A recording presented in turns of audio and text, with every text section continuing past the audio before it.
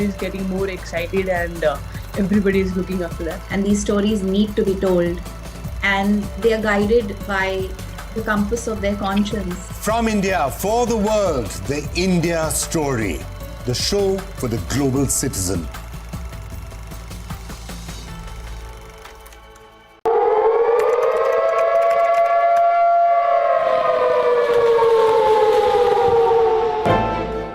You don't know how to fix the holes in our ozone layer. You don't know how to bring the salmon back up a dead stream. You don't know how to bring back an animal now extinct. And you can't bring back the forest that once grew where there is now a desert. You have ignored us in the past and you will ignore us again. We have run out of excuses and we are running out of time. Show us your faithfulness. Show us your trustworthiness. Show us your honesty.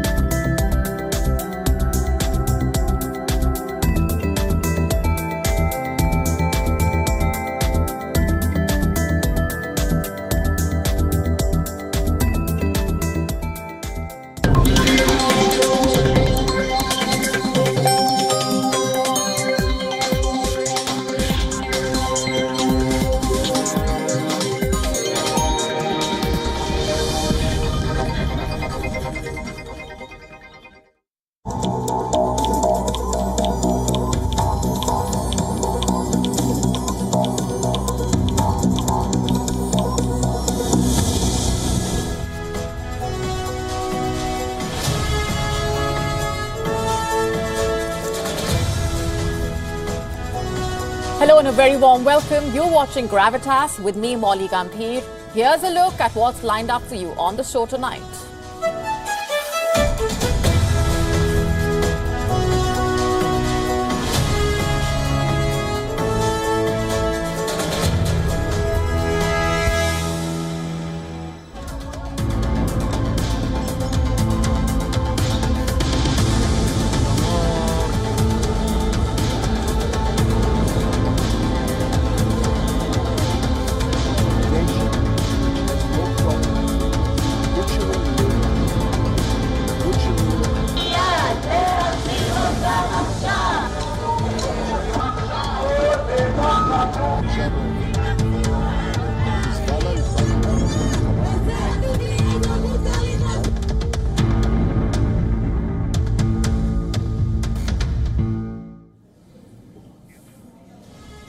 It is day 40 of the Israel-Hamas war. A lot has happened in these 40 days.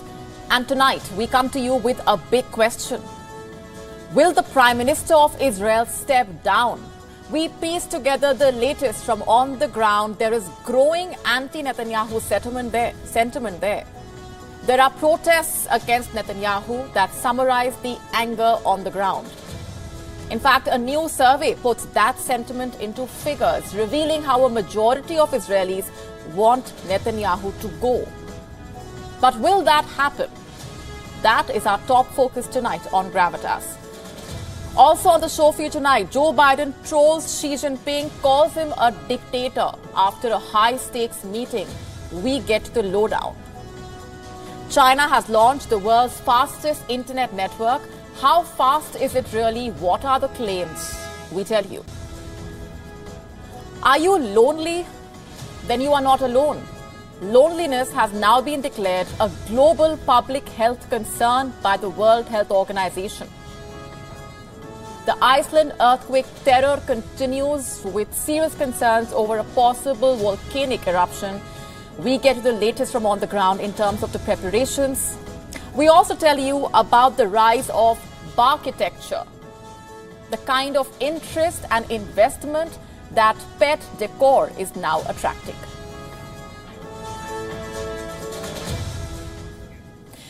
And we start off the show tonight with the latest developments coming in from Israel.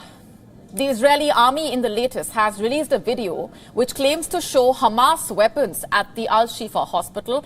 WION could not independently verify those claims, but Israel says that this weapon stockpile was the main reason why its forces entered the hospital. It says the weapons were stored in a command center inside a tunnel located beneath the hospital building.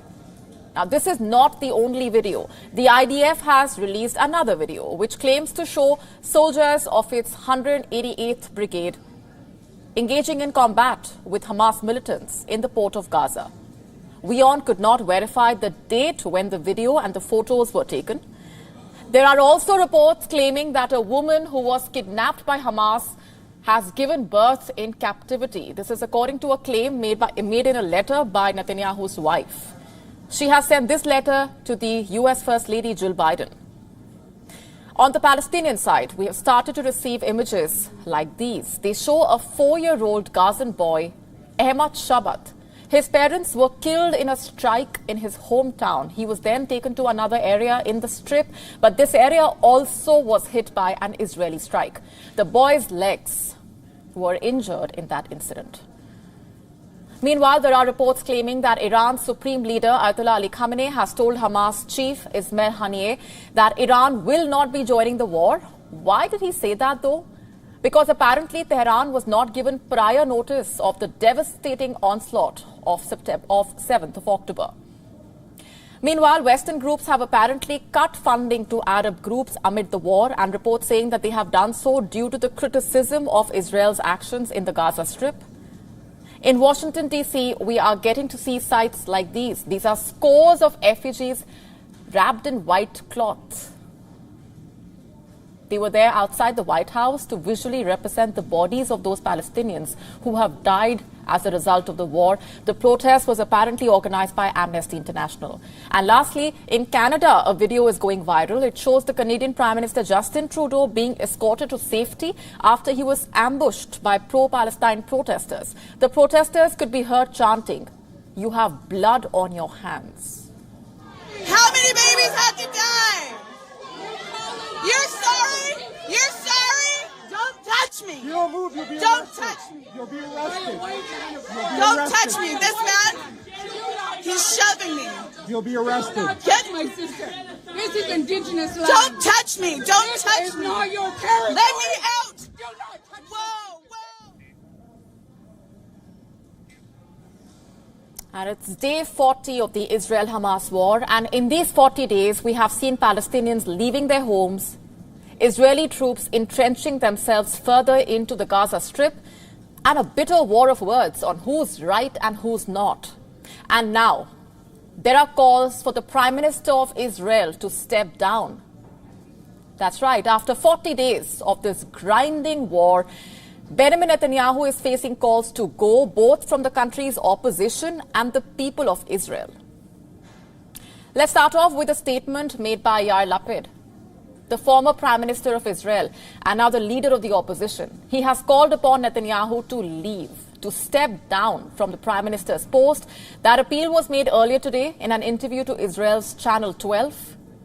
During the interview, Lapid accused Netanyahu of poorly handling this war, almost insinuating that he was deliberately prolonging it. Let me just quote his exact remark. Netanyahu needs to go now during the fighting. We will sit in government under another candidate from the Likud. There are many people there who understand the country is going to a bad place. We cannot allow ourselves to conduct a prolonged campaign with a prime minister that the public has no faith in. I want to stress on that last line, a prime minister that the public has no faith in. Now, how can Yair Lapid be so sure about that? Does he have evidence to back that claim? Do Israelis really want Netanyahu to go? Now, it helps to look at some surveys, the numbers. Take this one, for instance. It was conducted by Israel's Channel 12 just last week, and the findings say majority of the Israelis want Netanyahu to resign. What does this majority comprise of? At least 76% of those surveyed, they all want Netanyahu to go. 76% of them.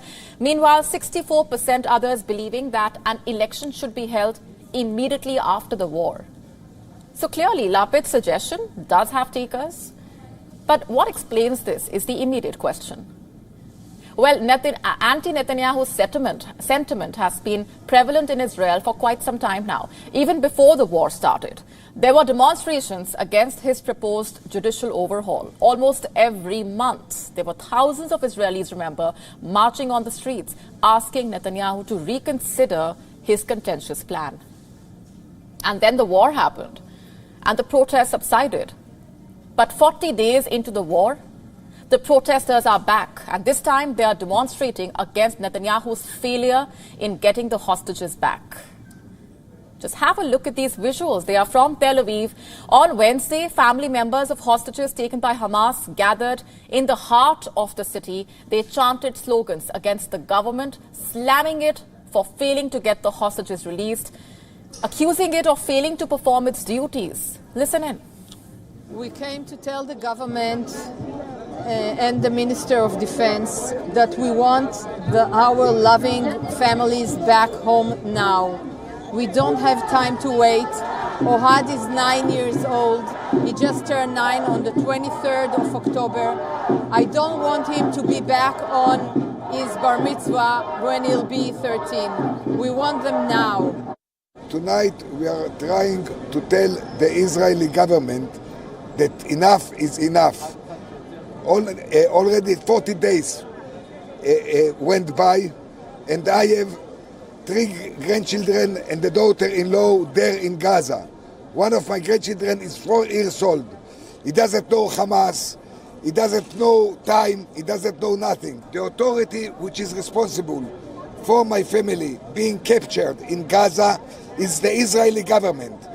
Any government in the world is supposed to protect its citizens. The Israeli government didn't do its duty. Therefore, it's the responsibility of the Israeli government to bring them back. Now, these statements are a testimony of the growing anti-Netanyahu sentiment. That sentiment, in fact, is growing by the hour. But the thing is, will it be wise for a leader to step down in the middle of a war? If yes, how do Israeli leaders and the people expect this transition to really take place? I mean, electing a new leader is no piece of cake. The process is time-consuming.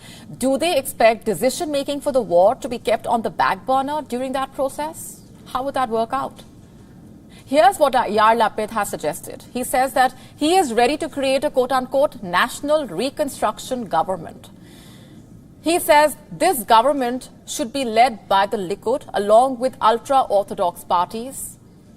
Avigdor Lieberman's Yisrael Beitenu and Benny Gantz's National Unity.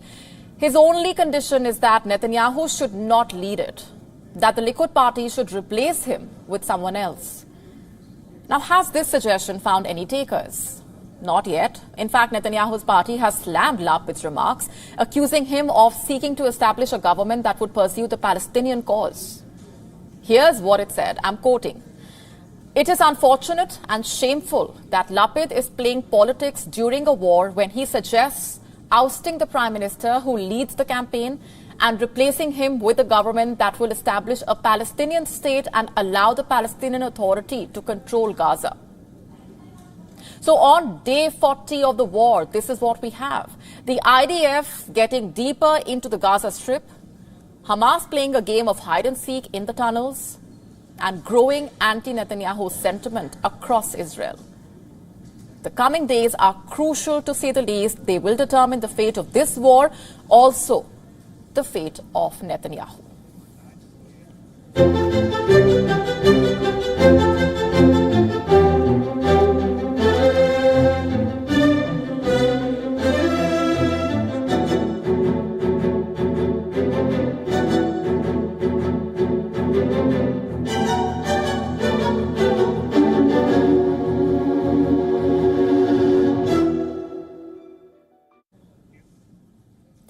The high-stakes meeting in San Francisco has come to an end. U.S. President Joe Biden welcomed Chinese President Xi Jinping at the Filoli estate.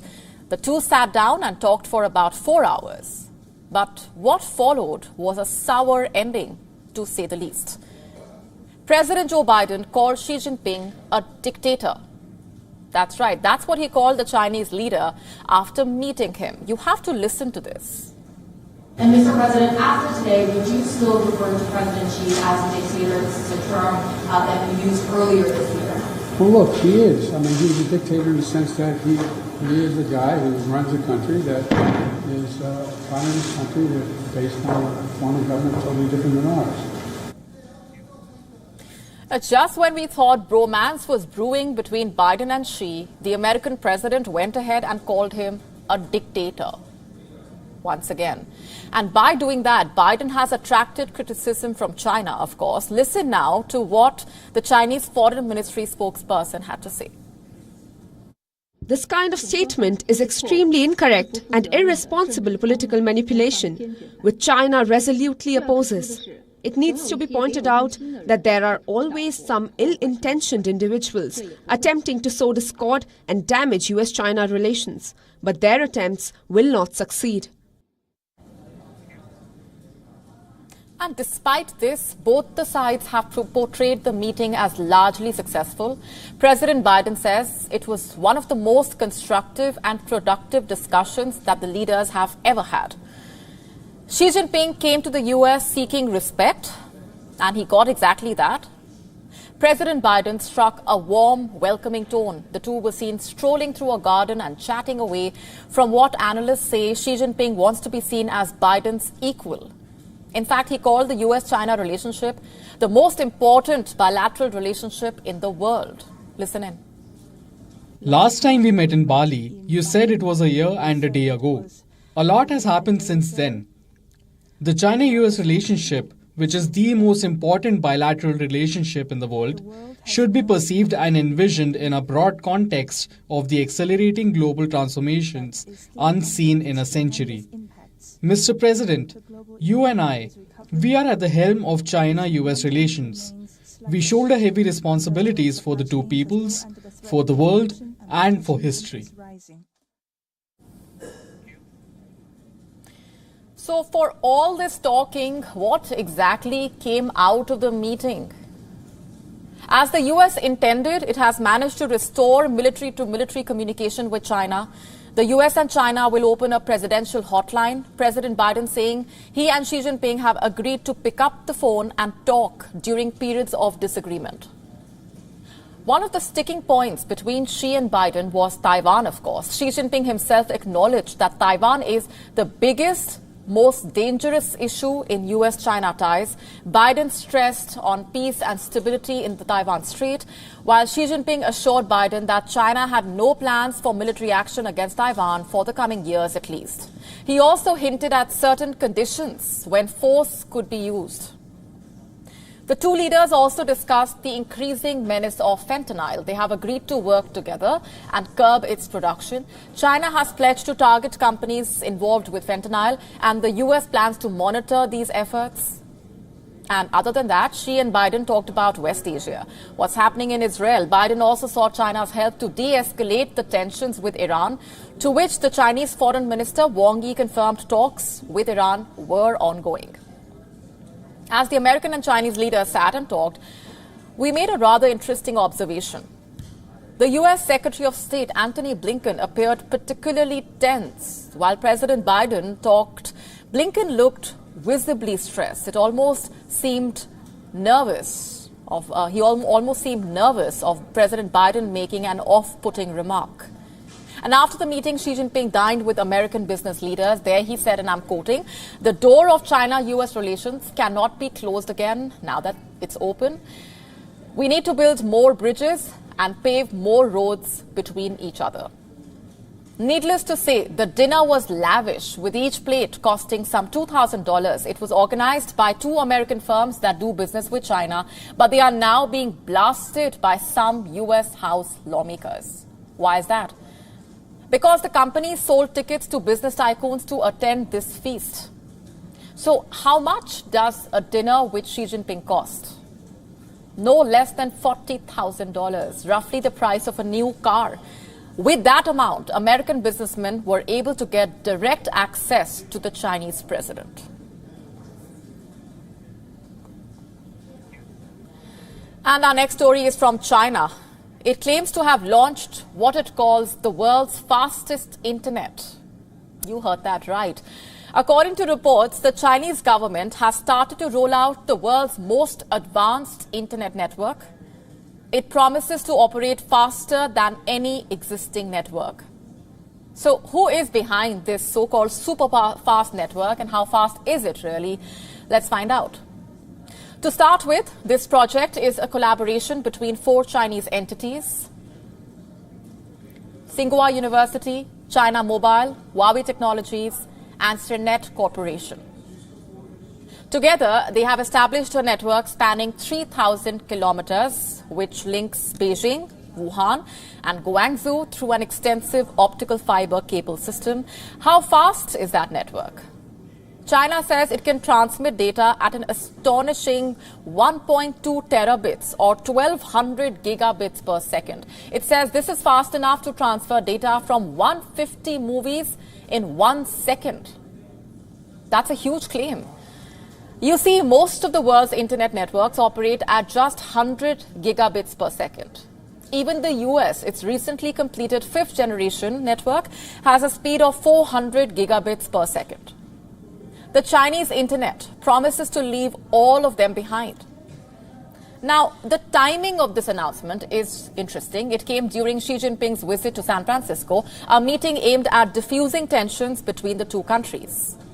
And this has raised questions on whether the Chinese internet could pose a threat to the US. American experts saying it will not, since China's claims don't apply to home internet speeds, but rather to the internet infrastructure. All said and done, the big question is, can China's claims really be believed?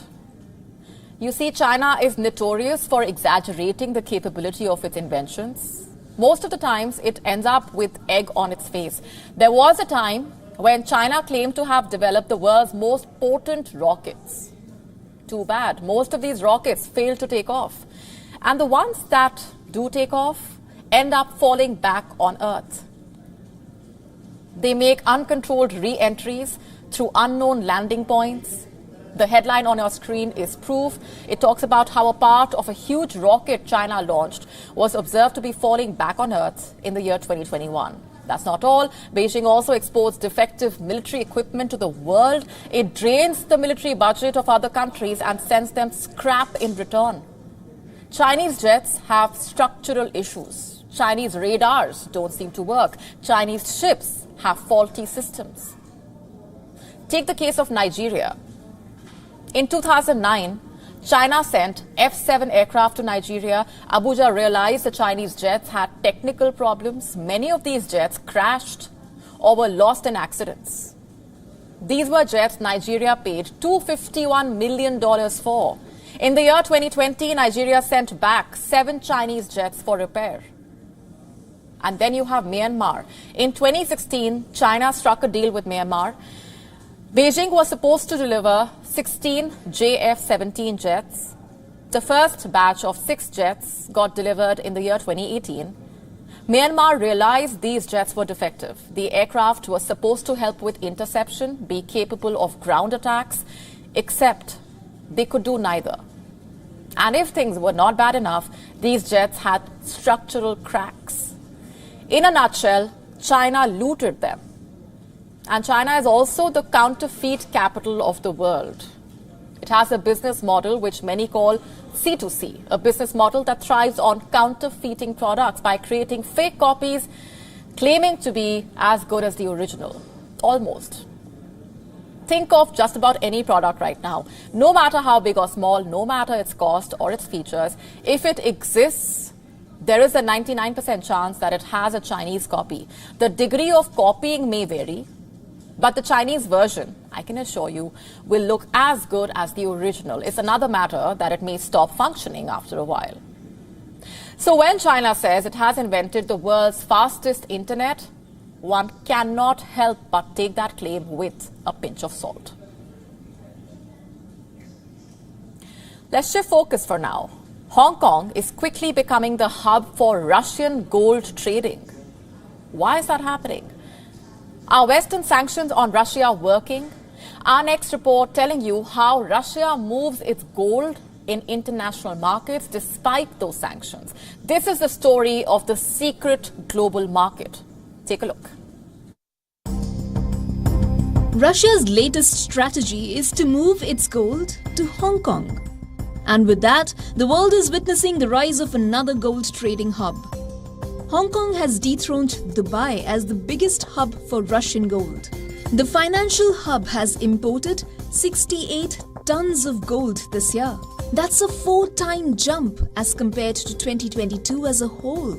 While the city has for long seen activity as far as gold trade is concerned, imports of Russian bullion have surged since April. Why? That is because of a regulatory crackdown on illicit gold trading in the UAE. This has led to greater scrutiny from the global money laundering watchdog, the Financial Action Task Force, or the FATF.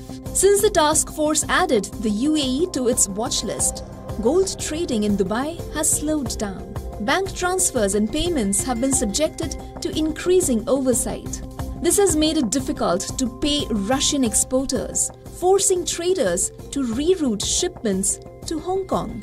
Before the tide shifted this year, the UAE imported 96.4 tons of bullion last year. That's 5 times the amount Russia sent to Hong Kong in 2022. Hong Kong offers no real restrictions on bullion ownership or trading. There are no taxes associated with gold investments, further streamlining the investment process. While Western sanctions on Russian gold have made Hong Kong a preferred destination, the question remains, are the sanctions actually working? The oil price cap for Russian oil exports has not dented Moscow's economy. Russia is able to find newer markets for its offering. The country has also recovered to become one of the fastest growing European economies. More importantly, the West is still buying what it wants from Russia. So for now, the optics of the West to hurt Russia with its sanctions are not paying off. Bureau Report, WION World is One.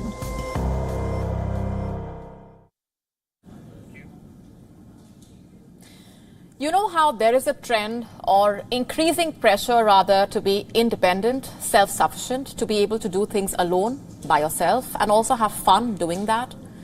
But it's perfectly all right if you have trouble doing all of that, if you feel lonely, because you are not alone in feeling that way.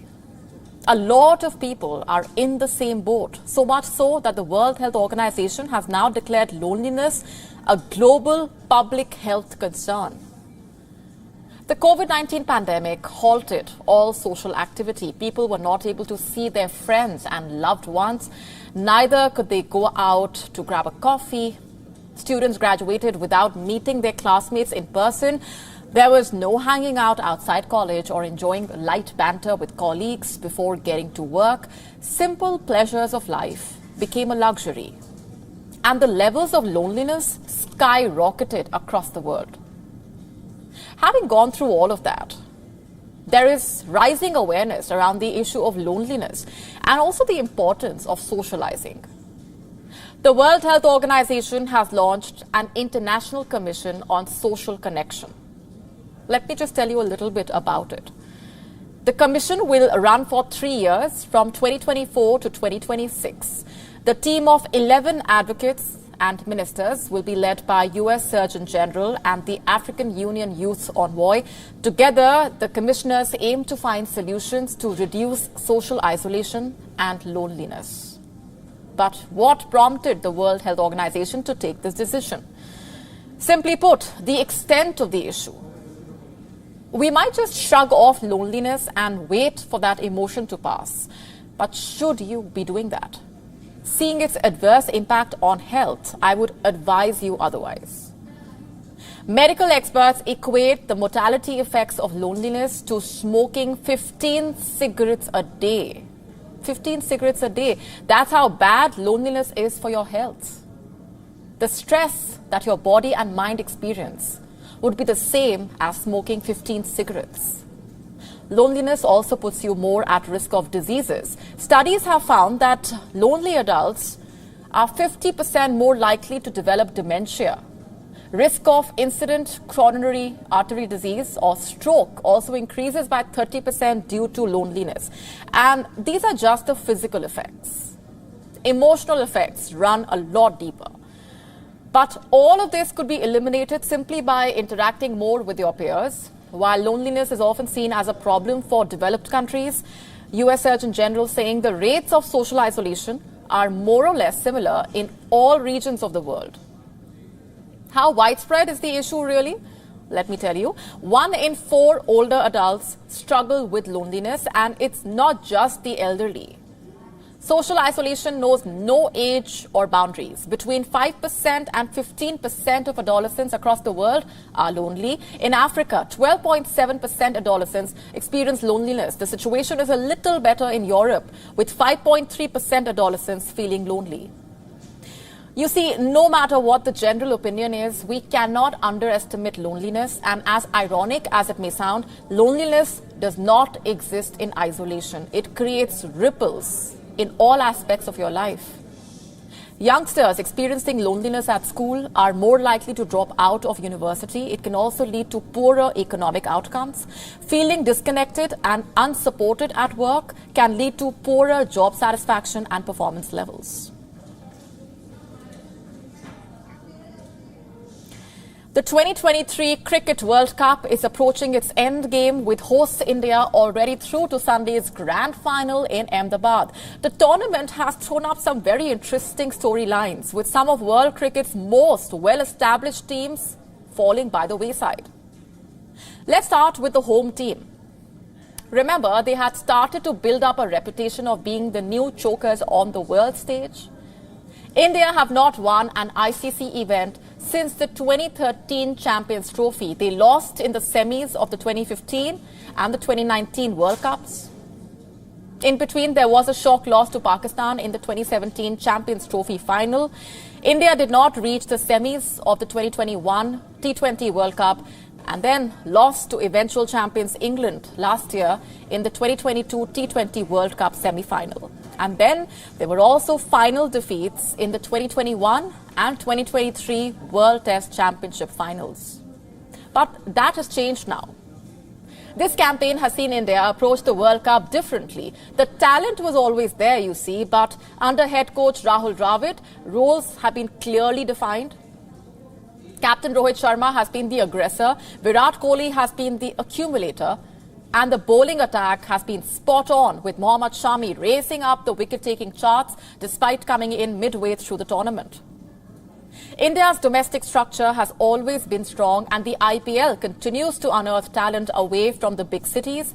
The 2019 champions England also have a vibrant domestic structure, but have flopped this time around. The selection was rather muddled. The roles defined for players seemed muddled. The results have been shocking. England paid the price for resting on their laurels. They barely played one-day internationals leading up to the World Cup, and the shocking decline in an aging side was not visible. England also paid the price for prioritizing the Ashes, with the red ball reset under Brendan McCullum and Ben Stokes thrilling fans around the world. But they are still T20 world champions and don't look like falling off the pace anytime soon. But sadly, that's exactly what has happened to the 1996 champions Sri Lanka. The Lankan side has played this World Cup. It is a pale shadow of the teams that won the 1996 edition and reached the finals in 2007 and 2011. Those teams had Arjuna Ranatunga, Arvinda de Silva, Kumar Sangakkara. Sri Lankan cricket itself is in a mess, with the ICC suspending the cricket board for political interference. The tussle between the Sri Lankan government and the cricket board is affecting the domestic structure, and the results have been expectedly poor. 1992 champions Pakistan are also facing turmoil, to say the least. The chairman of the Pakistan Cricket Board is appointed by the country's Prime Minister, and that has seen 3 chairmen in the hot seat in the last 3 years itself. There is no continuity. Each chairman invariably rips up everything his predecessor had done. The domestic structure is in shambles, and while Pakistan continues to produce exciting talent, the consistency seen with the big teams has never been there. Babar Azam has paid the price for this and stepped down as all-format captain on Wednesday. Shan Masood is the new Test captain, while Shaheen Shah Afridi is the T20I captain. The PCB initially named him ODI and T20I captain and then sent out another updated release an hour later saying the pacer would be only T20I captain. The once mighty West Indies did not even qualify for this World Cup. The decline in West Indian cricket has been terminal and problems in the boardroom have predictably filtered down to the team. The talent pool is drying up as well, and financial constraints have seen players roam the world playing franchise cricket. The Test and ODI teams have suffered, and there is no light at the end of that tunnel. But just contrast this with the plucky Afghans. Afghanistan have been the feel-good story of this World Cup. No one gave them a chance, yet they defied the odds and upset the big guns. 2019 champions England, 1992 champions Pakistan, 1996 champions Sri Lanka fell prey to their infectious cricket. Australia were in deep trouble at 91 for 7, but the Afghans were denied a famous win by Glenn Maxwell's once-in-a-lifetime innings. And they ultimately finished 6th and have qualified for the 2025 Champions Trophy. Their domestic structure is not at par with the other test-playing nations, of course, especially since the Taliban takeover, but they have shown that every challenge is an opportunity. Over 900 earthquakes in 14 hours, almost 3,000 residents evacuated. Iceland is under a state of emergency as the risk of a volcanic eruption remains significant. Why is this happening? What might be the impact? What is the latest from on the ground? Our next report telling you.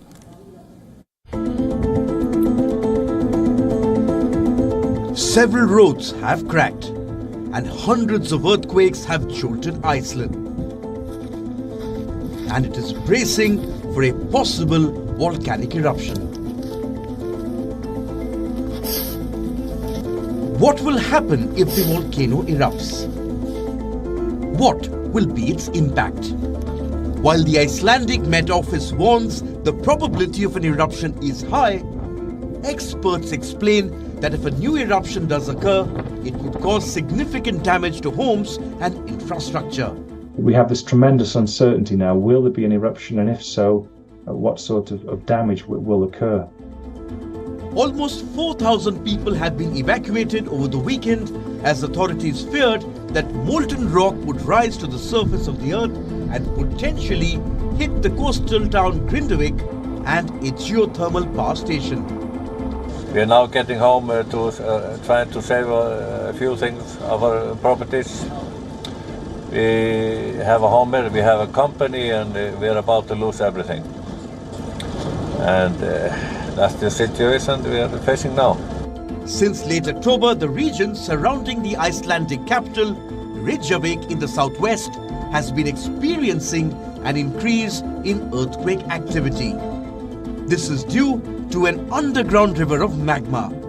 Hot liquid or semi-liquid rock about 15 kilometers in length moving upwards below the Earth's surface. This runs under Iceland and part of the Atlantic Ocean. And the impact of an eruption on the country will depend on where exactly the magma breaches the surface. Iceland is located on the mid-Atlantic ridge, technically the longest mountain range in the world. Its ridge separates the Eurasian and North American tectonic plates, making it a hotbed of seismic activity. On an average, Iceland experiences around 26,000 earthquakes a year, according to Perlan, a Reykjavik-based natural history museum. Most of them do not cause concern. But sometimes a swarm of earthquakes, a sequence of mostly small earthquakes with no identifiable main shock, is a troubling precursor to a volcanic eruption. While the Met Department said it was not possible to determine exactly whether and where the magma might reach the surface, authorities raised their aviation alert to orange, indicating an increased risk of a volcanic eruption. Residents were given 5 minutes with the assistance of search and rescue teams to return to the town and collect their belongings from their homes. Yeah, we are escorting people to their homes so they can get their valuables from the evacuation of the town Grindavik. They have about 5 minutes to get their belongings, and then we go to the next house and so on. Iceland is home to some of the most active volcanoes in the world, with volcanoes being an integral part of its landscape. Currently, it boasts of 33 active volcanoes which have erupted over 180 times in the past 1,000 years. According to the United States Geological Service, active volcanoes are those which have erupted within the Holocene, that is during the medieval Earth history, and have the potential to erupt again in the future. In 2010, this volcano erupted and caused a massive ash cloud to spread across Europe. The ash cloud disrupted air travel for weeks and caused billions of dollars in damages. Bureau Report, WION World is One. You might have heard of modern contemporary architecture, but I have a new type for you tonight, which is, by the way, currently all the rage in the US and, of course, on social media. It's called Barkitecture. In simple words, architecture for your dogs. It's a growing business around the world, believe it or not, but especially in the US, Americans are investing serious resources into home designs for pets. Many families are incorporating custom-built showers just for dogs into entrances and laundry rooms. And why is that? Well, emotionally, for how much they love their pets. Practically, so that their muddy pups don't have to be rinsed off in a human shower. And socially, to flaunt their dollars. Talk about being extra, and Americans will not disappoint you. There are electronic pet doors that will open only for your pet by detecting the chip on your pet's collar. There are custom kennels built to blend into a room's decor. There are also pet feeding stations that come with water taps just so that the owners don't have to fill a pet's bowl in the kitchen sink. And then there are entire mini condos made exclusively for pets. Influencers on TikTok and Instagram often flaunt the elaborate homes they have made for their furry friends. Content creator Jonathan Loa built such a beautiful house for his golden retriever that even you might feel jealous. It includes lights, wall decor, a miniature television, a fireplace, and even a tiny magazine called Playdog. His posts generally rake in millions of views on TikTok.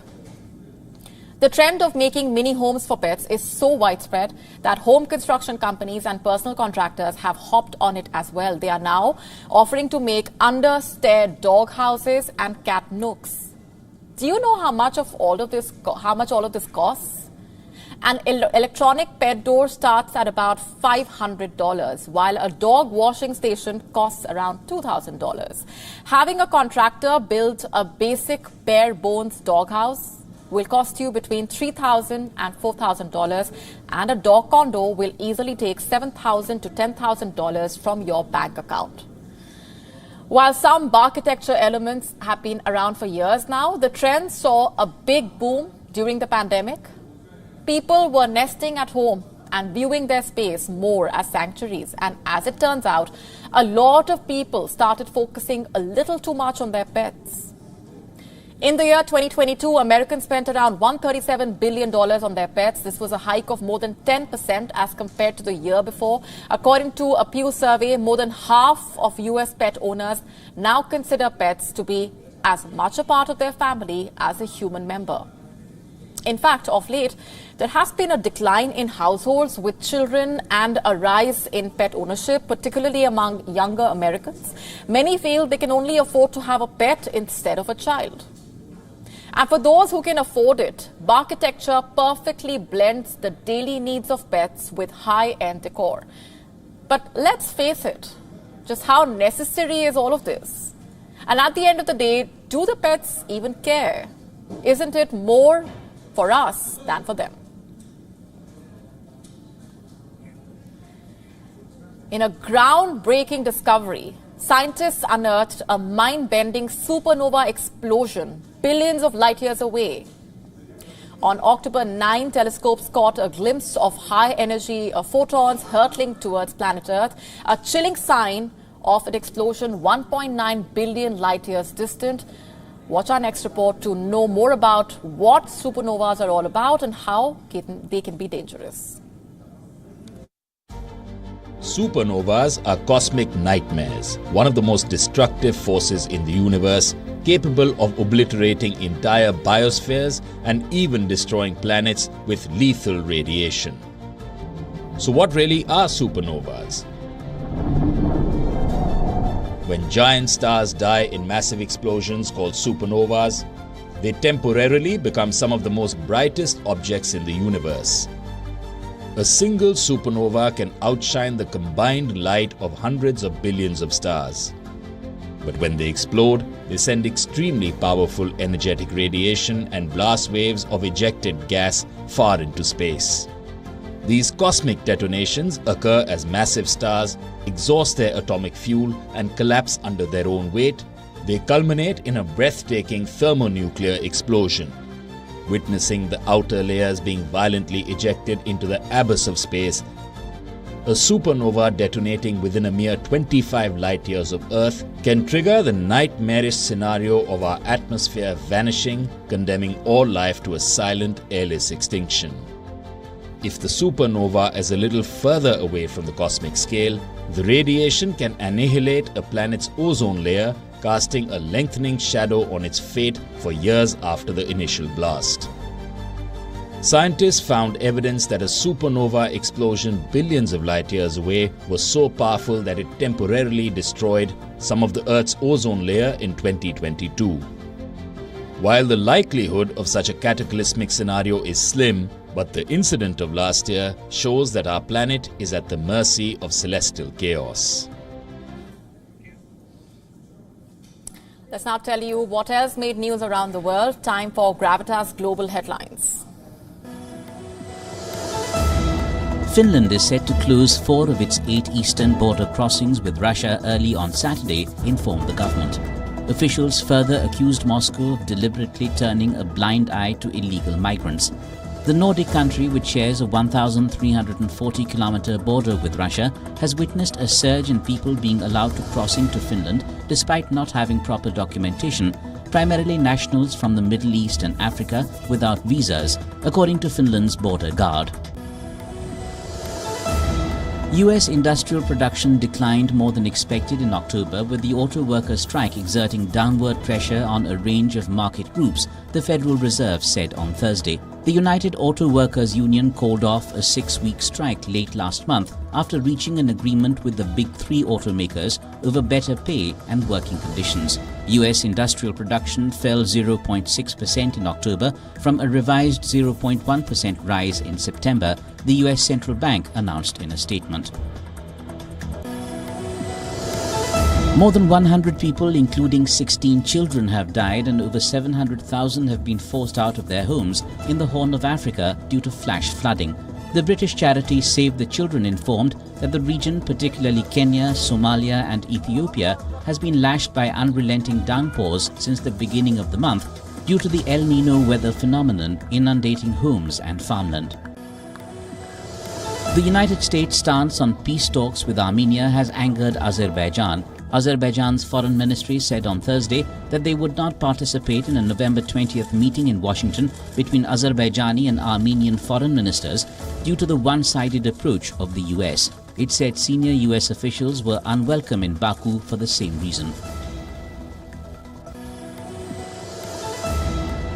US confectionery and food giant Mars announced to buy retailer Hotel Chocolat for £534 million, which is roughly about $662 million, in a deal aimed at building the British premium brand abroad. Andrew Clark, global president of Mars Snacking, described Hotel Chocolat as a much-loved brand with an impressive product offering and a deep commitment to its values of originality, authenticity and ethical trading.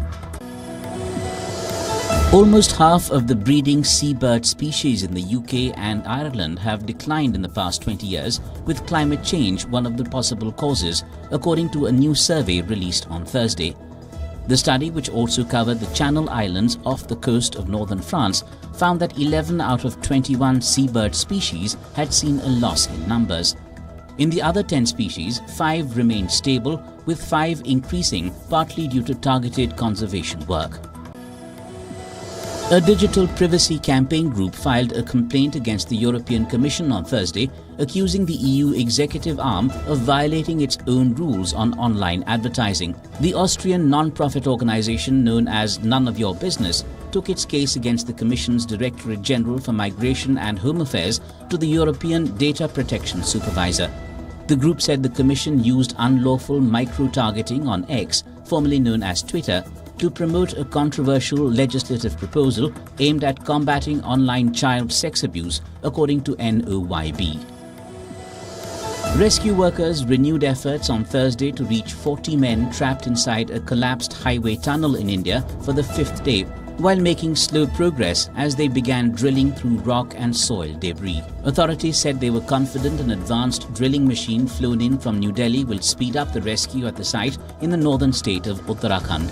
The plan is to drill and create space for a pipe that can be used by the trapped men to crawl to safety.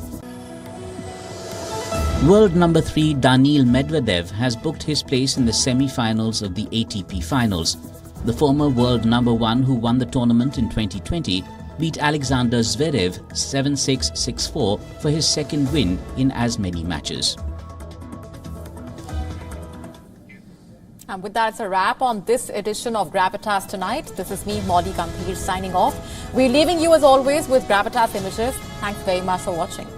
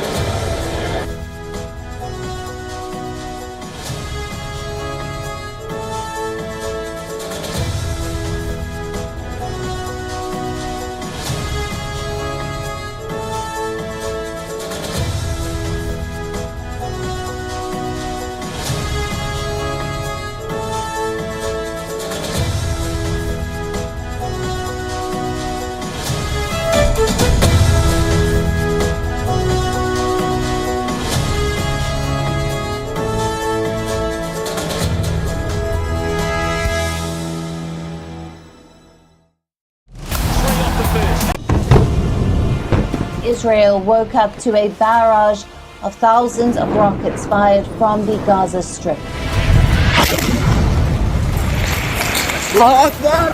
אזרחי ישראל, אנחנו במלחמה. Hostilities have broken out between Israel and Palestine, and the